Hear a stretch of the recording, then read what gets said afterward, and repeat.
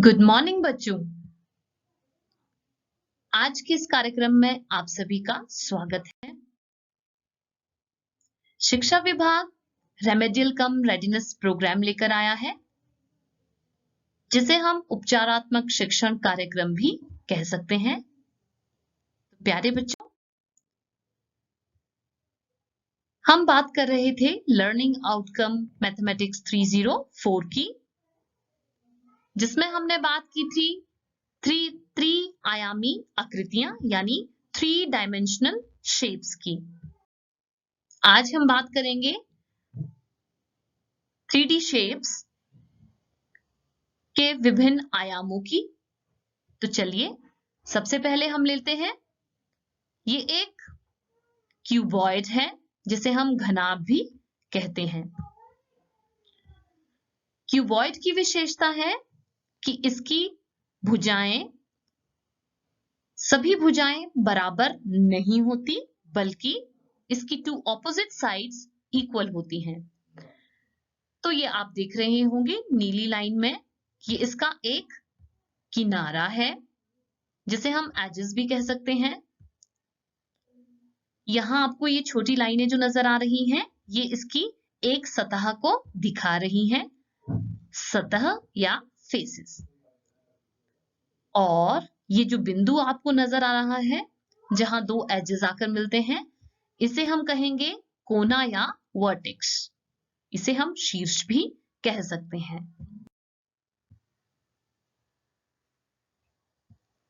बच्चों, मैंने कहा था ये एक क्यूबॉइड है, हम इसे घनाभ भी कह सकते हैं। तो अब हम ये जानेंगे कि इस घनाभ के कितने वर्टिसेस होते हैं, कितनी फेसेस होती हैं और कितने एजेस होते हैं। तो सबसे पहले हम बात करेंगे शीर्ष या वर्टिसेस या कोनों की। तो पीले रंग में आपको एक गोला दिखाई दे रहा है, ये हमारा दर्शाएगा वर्टिसेस को या शीर्ष को। ये इसका पहला वर्टेक्स, 2, 3, 4, 5, 6, 7, 8, यानी एक घनाभ में 8 कोने या वर्टिसेस होते हैं। इसी तरह नीले रंग में आप लोगों को ये नजर आ रही होगी एक लाइन, इसे हम कहेंगे एक घनाभ का एक किनारा। अब एक घनाभ में कितने किनारे होते हैं, तो चलिए गिन लेते हैं।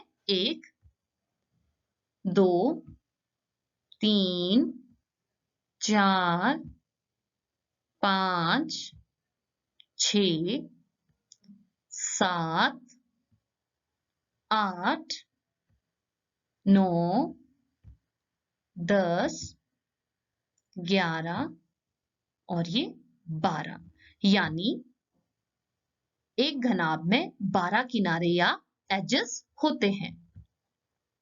इसी तरह एक घनाभ में कितनी सतहें होती हैं, तो आप देख रहे होंगे 1, 2, 3, 4, ये 4 सतहें एक घनाभ की सामने की सतह है। 2 सतहें सामने से देखने पर आपको नजर नहीं आएंगी, तो आप उसे घुमाकर देख सकते हैं। इसके पीछे की तरफ 5वीं सतह और ये 6ठी सतह। तो प्यारे बच्चों, एक घनाभ में 6 सतहें होती हैं, यानी 6 फेसेस होते हैं। इसी तरह बच्चों, हम देख रहे हैं ये एक क्यूब है, इसे हम घन भी कहते हैं। घन की विशेषता है कि इसकी सभी साइड्स बिल्कुल बराबर होती हैं। ये इसकी लंबाई, ये इसकी चौड़ाई और ये इसकी ऊंचाई, इसकी लंबाई, चौड़ाई और ऊंचाई का माप बिल्कुल बराबर होता है। तो प्यारे बच्चों, अब हम देखेंगे ये एक घन है, नीला बिंदु इसका एक शीर्ष है। प्यारे बच्चों, इसे हम क्या कहेंगे? जी हाँ, कोने या शीर्ष या वर्टेक्स। ये जो लाइन है ये इस क्यूब का एक किनारा है जिसे हम कहेंगे एजेस। इसी तरह ये सामने आपको जो नजर आ रहा है ये इसका एक फेस है, सतह या फलक। तो प्यारे बच्चों, क्यूबॉइड की तरह क्यूब की भी उतनी ही सतह, उतने ही कोने और उतने ही किनारे होते हैं। ठीक है बच्चों, यानी घन के भी 8 वर्टिसेस, 8 कोने, 6 सतहें, 6 फेसेस और 12 एजेस होते हैं, 12 किनारे होते हैं। अब हम लेंगे, ये एक कोन शेप है जिसे हम शंकु भी कहते हैं। अब एक कोन में कितनी सतहें होती हैं? चलिए देखते हैं। एक कोन में 2 सतह होती है, एक और नीचे की तरफ ये दूसरी सतह है। तो एक शंकु की 2 सतह होती हैं, यानी 2 फेसेस इसके होते हैं। इसी तरह इसके किनारे 0 होते हैं और कोने भी 0 ही होते हैं, यानी इसमें कोई किनारा या कोई कोना नहीं होता। अब हम ले लेते हैं एक गोला या स्फीयर शेप।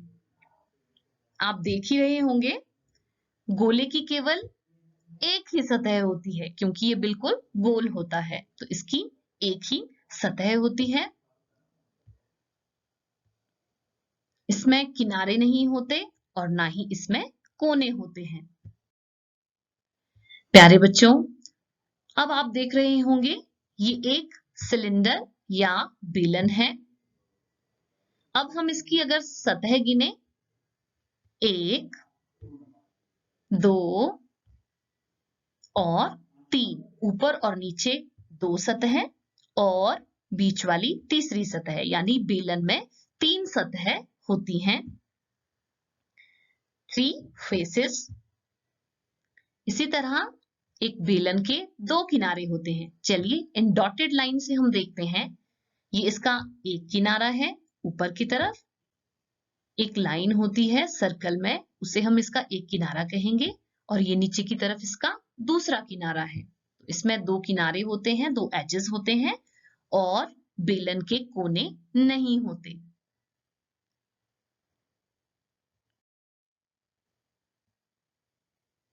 तो प्यारे बच्चों, आज की असाइनमेंट आप लोगों के लिए, सबसे पहले आपको एक ईंट लेनी है और उसे देखकर बताएं कि उसमें कितने किनारे, कोने तथा सतहें हैं।